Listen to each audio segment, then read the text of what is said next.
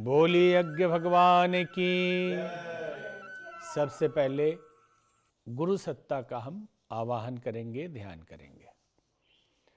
ओम ब्रह्मानंदम परम सुखदम केवलम ज्ञानमूर्तिम द्वंद्वातीतं गगन सदृशम तत्वमस्यादिलक्ष्यम् एकं नित्यं विमलमचलं सर्वधी साक्षिभूतं भावातीतं त्रिगुणरहितं सद्गुरुं तं नमामि।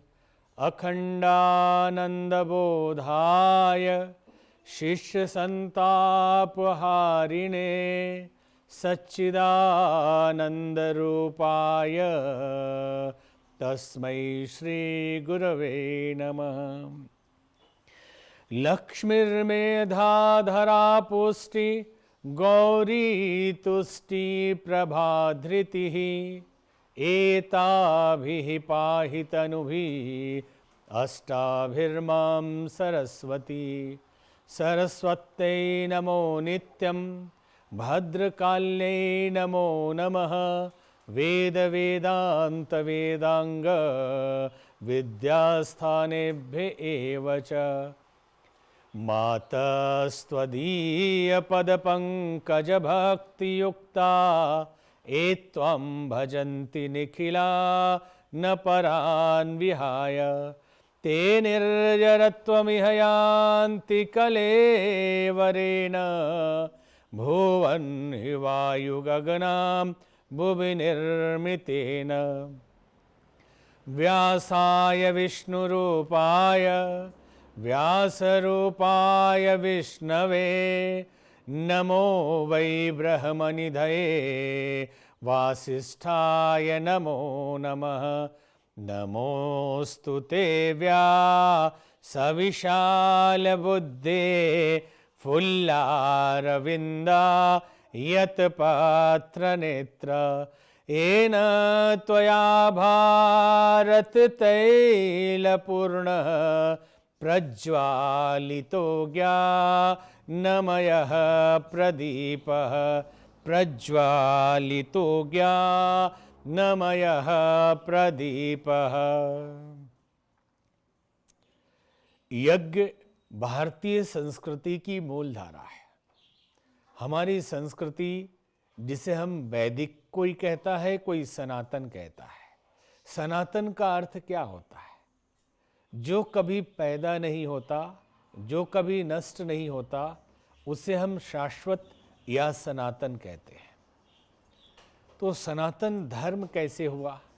इसलिए हुआ कि जीवन में जीने के वो मूल तत्व, वो गुण, वो विधि, वो व्यवस्था, जीने की वो कला जो आदिकाल से है, हमेशा से है, सनातन से है।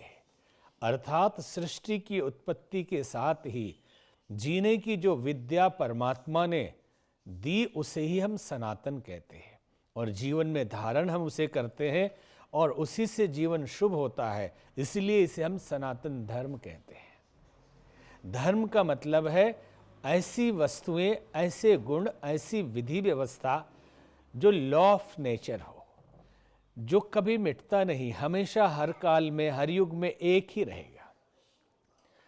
अगर आप ओवर ईटिंग करेंगे तो आपको उल्टी होगी, ये सनातन नियम है।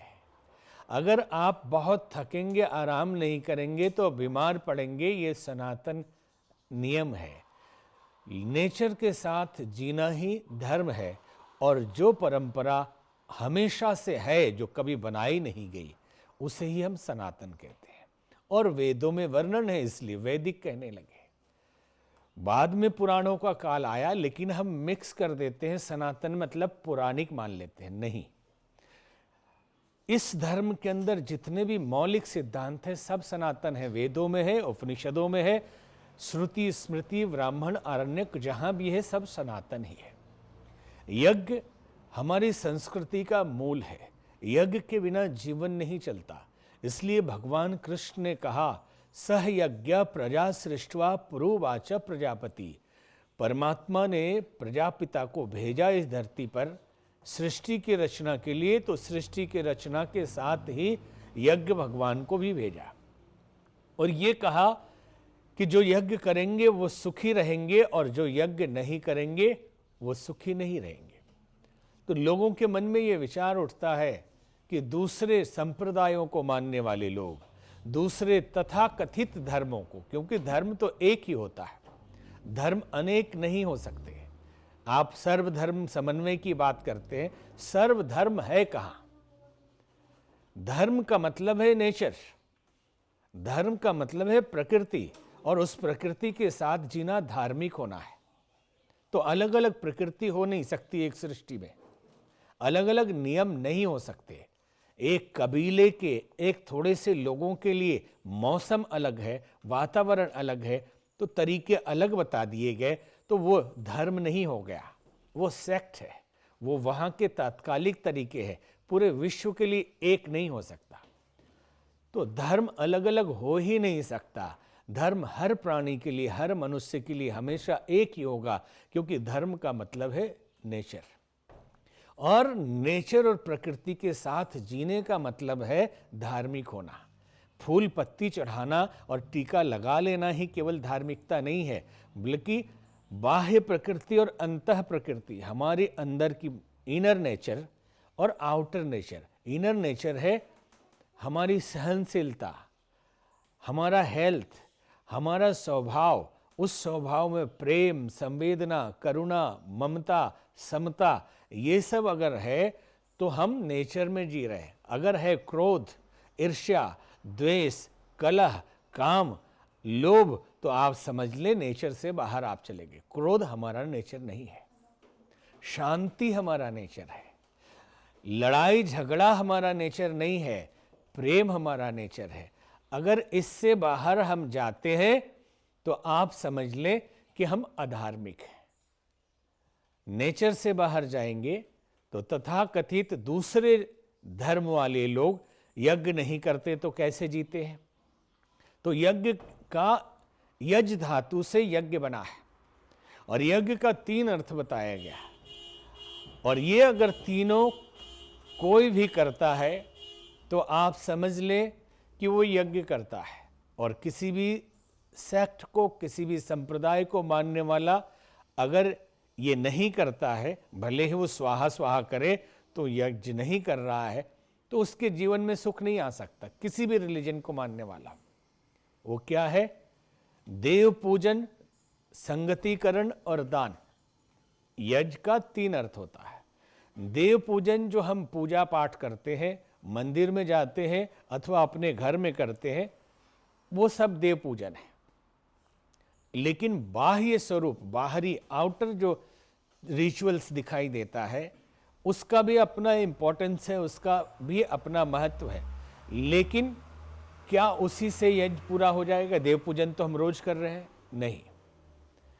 डिवाइन वर्चूज, दैवी गुणों को जीवन में प्रैक्टिकली जब धारण करते हैं, तब हम देव पूजन कर रहे हैं। अन्यथा आप लाख जल चढ़ा लीजिए शिव जी के ऊपर, पान फूल चढ़ाते रहिए, आप जैसे थे वैसे ही रहेंगे। आप पूछ लीजिए उन लोगों से जो 20 साल से, 30 साल से कर रहे हैं, जब आप देव पूजन कर रहे हैं तो देवत्व आपके अंदर आना चाहिए था, लेकिन अभी भी नहीं आया।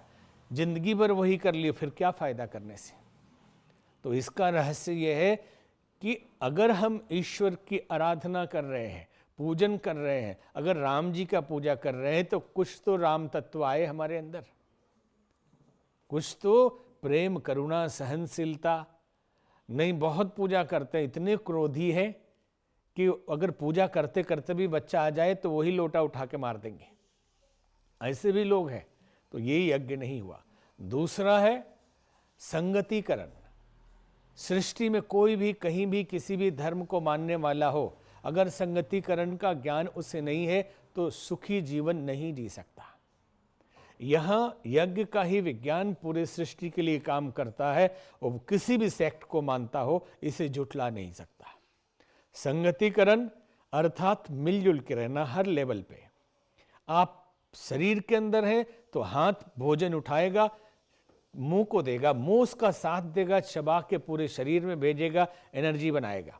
अगर साथ नहीं दिया एक दूसरे का, मुंह ने एक्सेप्ट नहीं किया और मुंह ने चबाने के बाद आगे नहीं भेजा, तो आप जी नहीं सकते। और ये प्रक्रिया संगतिकरण यज्ञ है। तो परिवार में, एक शरीर में हुआ, दूसरा परिवार में पति पत्नी, भाई बहन, पिता पुत्र अगर मिल के नहीं रहते तो यज्ञ नहीं कर रहे हैं। भले ही स्वाहा रोज करते हैं और बड़ी डींग हाँकते हैं, बड़े बड़े यज्ञ हम करते हैं, हम तो नित्य यजन करने वाले लोग हैं, लेकिन उसके घर में शांति नहीं रह सकती अगर व्यवहारिक रूप से, प्रैक्टिकल उन्होंने यज्ञ को समझा नहीं।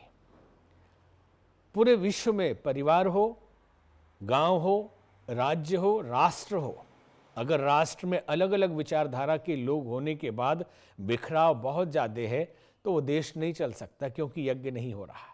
और विचारधारा अलग हो, भाषा अलग हो, स्वभाव अलग हो, फिर भी मिलजुल के रहते हैं, वो राष्ट्र चलता है। जैसे भारत, हजारों भाषाएं हैं, आप कहेंगे 20 भाषा है वहाँ पे, लेकिन गांव-गांव में जाएंगे तो हजारों भाषाएं मिल जाएंगी, हजारों संस्कृति, हजारों तरीके, फिर भी मिलजुल के देश एक है।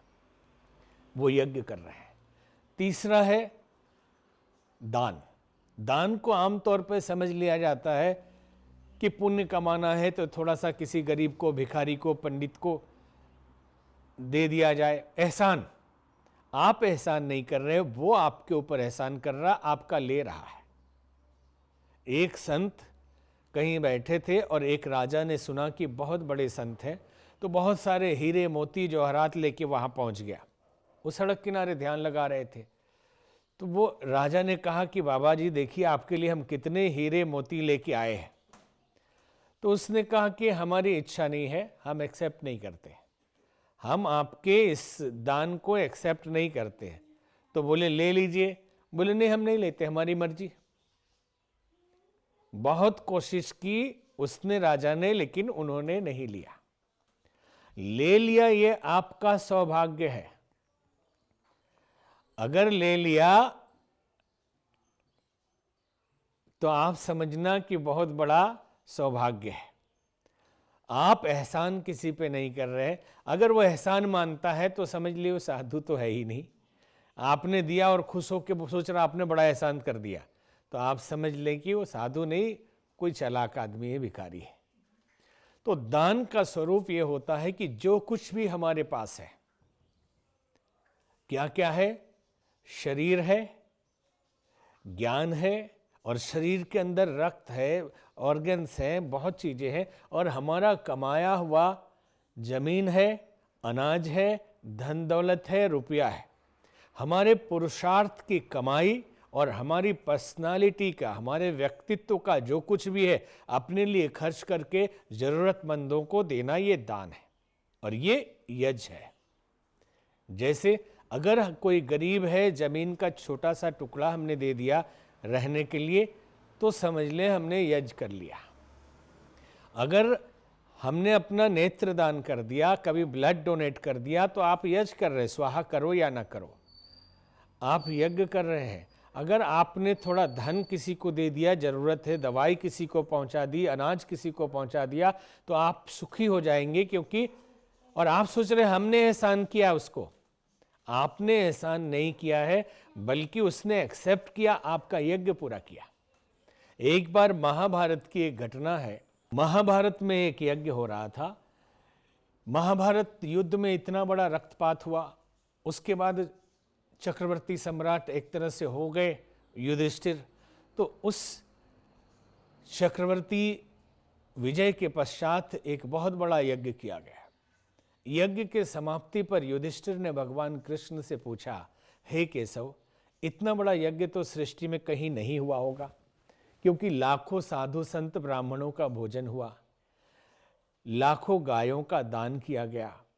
यह देखकर भगवान कृष्ण मुस्कुराए और उन्होंने कहा, इस नेवले से पूछ लेते हैं कि यज्ञ आपका कितना बड़ा हुआ। एक नेवला ऐसे ही लोट लगा रहा था पत्तलों के बीच में। नेवले से पूछा तो नेवला बड़े निराश होकर कहा कि ये यज्ञ बहुत बड़ा नहीं है। युधिष्ठिर चौंक गई कि हमने तो आज तक इतना बड़ा यज्ञ देखा ही नहीं, तो फिर ये इतना बड़ा यज्ञ नहीं तो इससे बड़ा यज्ञ कब हुआ? तो उसने बताया कि इससे बड़ा भी यज्ञ हुआ था। तो कहाँ हुआ था? बताया कि एक गरीब ब्राह्मण 7 दिनों का भूखा था और 7वें दिन कहीं से आटा मिला और उसने उसको रोटी बनाया खाने के लिए। पूरा परिवार भूखा था। तभी दरवाजे से खाने बैठे, दरवाजे पे एक आवाज़ आई कि मैं 14 दिनों का भूखा हूँ, कुछ खिला दो। और पूरी रोटी घर परिवार ने उसको दे दिया और अपने भूखे रह गए। तो जहाँ वो 14 दिनों का भूखा आदमी खाने के बाद हाथ धोया, मैं उधर से गुजरा, ये नेवला बोल रहा है कि मैं उधर से गुजरा और मेरे शरीर के आधे भाग में वो पानी जूठा लग गया, तो मेरा आधा शरीर सोने का हो गया। वो महायज्ञ था। और मैं तब से ढूंढ रहा हूं कि कोई एक बड़ा यज्ञ हो जहां के जूठन में मैं फिर से लौटूं तो आधा शरीर भी सोने का हो जाए। तो यहां मैंने बहुत लोट लगाया लेकिन मेरा शरीर सोने का नहीं हुआ। यज्ञ दान है, त्याग है, बलिदान है। जो कितने प्रकार के दान होते? नेत्रदान, भूदान, ज्ञान दान, जीवन दान। तो साधु संत ज्ञान दान करते हैं, ज्ञान अर्जन करते हैं, तपस्या करते हैं और उस ज्ञान को बांटते हैं। उसके बदले में किसी ने थोड़ा दान कर दिया तो एहसान थोड़े ही कर दिया। वो संत इतना नॉलेज उसने लिया है, इतना टाइम खर्च किया है पढ़ाई करने में, तपस्या करने में, और वो आपको दे रहा है। उसके बदले में थोड़ा सा दान आपने कर दिया तो उसको वो खुद यूज नहीं करता, समाज के लिए करता है। और आप कहेंगे जीवन दान, हाँ, संत सुधारक और सहित जीवन दान करते हैं। जैसे भारत की आज़ादी के लिए चंद्रशेखर आज़ाद, भगत सिंह, इन्होंने देश के हवन कुंड में जीवन की संविधा को अर्पित किया। उन्होंने यज्ञ किया, दान किया जीवन का। और साधु भी अपने लिए नहीं जीते, जैसे वृक्ष अपने लिए फल नहीं उगाते, नदियाँ अपने लिए नहीं बहती हैं, वैसे ही साधु परमार्थ के लिए जीते हैं। तो ये उनका जीवन ही यज्ञ है। इसीलिए किसी ने लिखा है, जिंदगी हवन करें चलो समाज के लिए, बहुत दिनों मरे जिए हैं तख्त ताज के लिए। तो यज्ञ बहुत बड़ी विद्या है भारतीय संस्कृति में। एक दर्शन हमने आपको बताया, इसका विज्ञान भी है। इसका विज्ञान क्या है? आखिर हम कुंड क्यों रखते हैं, इसमें घी क्यों डालते हैं, कौन कौन सी औषधि डालते हैं। हवन सामग्री में जो औषधियाँ डाली जाती है उससे जो धुआं उत्पन्न होता है, संयोग की बात है कि लगभग 15 साल हमने एक रिसर्च सेंटर में काम किया जहां neurology, pathology, modern psychology, Ayurveda और मेडिसिन सभी पे काम होता था। यज्ञ विज्ञान पे भी काम होता था।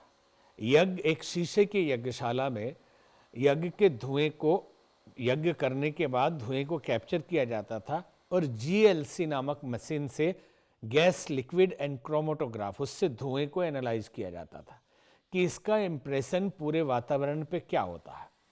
भारत में भोपाल में गैस कांड हुआ, कई लाख लोग मर गए उस गैस के कारण, लेकिन जिन घरों में यज्ञ होता था उनके घर के किसी को कुछ नहीं हुआ। यज्ञ का धुआं वातावरण को शुद्ध करता है, बैक्टीरिया वायरस को मारता है। नाना आज कोविड-19 है तो क्या गारंटी है कि इसके बाद कोई और वायरस नहीं आएगा? बहुत तरह के वायरस आते हैं, लेकिन वातावरण शुद्ध हो तो उसमें वो गायब हो जाते हैं। शरीर में इम्यून सिस्टम मजबूत हो तो मर जाते हैं। तो यज्ञ के धुएं से, यज्ञ के प्रभाव से हमारा आत्मबल बढ़ता है, प्राण बल बढ़ता है, इम्यून सिस्टम मजबूत होता है। अभी रिसर्च ये कहता है चीनी और घी को आहुति डालने से टीबी के कीटाणु मरते हैं। ये हमारी बात नहीं है, ये जो रिसर्च है उसकी बात है। तो यज्ञ का एक विज्ञान है।